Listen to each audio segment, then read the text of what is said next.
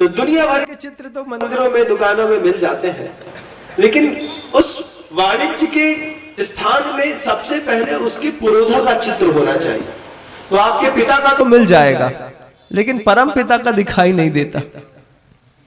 स्कूलों में बड़े बड़े शिक्षकों के चित्र तो मिल जाएंगे, लेकिन शुरुआत तो आदिनाथ से होनी चाहिए। गुरुदेव ने एक बार बहुत अच्छी बात किसी को कही थी।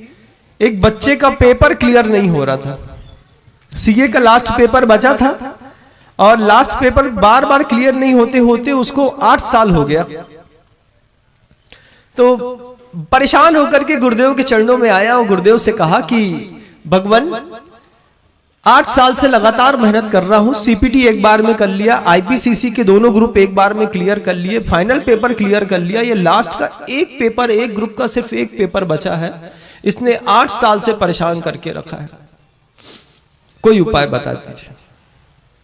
आचार्य श्री जी ने सिर्फ इतना कहा कि किसी भी प्रकार की विद्या की शुरुआत करो, सबसे पहले कागज में ऊपर 2 शब्द लिख दो, देखते हैं विद्या कैसे फलीभूत नहीं होती। सिर्फ 2 शब्द लिखने का खेल है बंधु। क्या करना महाराज? बोले पहले विश्वास रखो कि महाराज जो कहते हैं वो बात सही है। हाँ, आप जैसा बोलेंगे वैसा। आचार्य श्री जी ने कहा कि कोई भी पेपर दे रहे हो, कोई भी कॉपी हो, सबसे ऊपर नमः सिद्धम शब्द लिख दो, फिर देखो कि शब्द तुमको सिद्ध कैसे नहीं होते। क्योंकि सिद्धम शब्द को तुमने पहले ऊपर नमस्कार कर दिया है। सिद्धो वर्ण समाम्नाय व्याकरण का सूत्र भी है बंधु, सिद्ध होगा नियम से हो के रहेगा। आचार्य श्री के पास वो लड़का हाथ जोड़ करके गया और अगला पेपर उसने उसी नमः सिद्धम शब्द से शुरू किया। लिखने के पहले ऊपर उसने बारीक अक्षरों में लिख दिया नमः सिद्धम, स्मृति करी गुरुदेव की, फिर पूरा पेपर दे करके आया। आज केसी जैन बंबई की एक बहुत बड़ी फर्म है, अगर चार्टर्ड अकाउंटेंट्स के मामले में आप जानते हो, उसमें एक बहुत बड़े पद पर वो बच्चा प्रतिष्ठित होकर के बैठा है।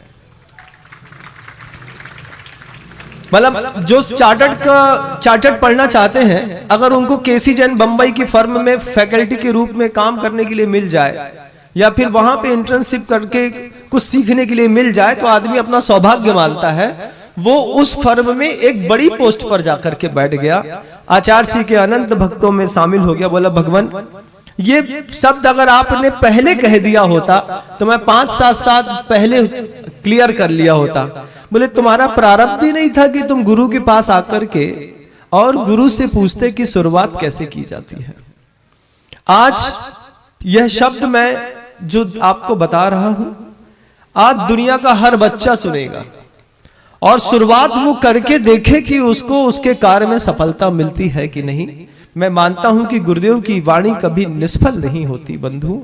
अगर जिन लोगों को बड़े बड़े एग्जाम फाइट करने में दिक्कत हो रही है, स्वाध्याय में मन नहीं लगता है, वो शुरुआत करके देखें। उनके कर्म के जो असाता के अनुभाग है, मैं नियम से मानता हूं कि जरूर क्षीण हो जाएंगे।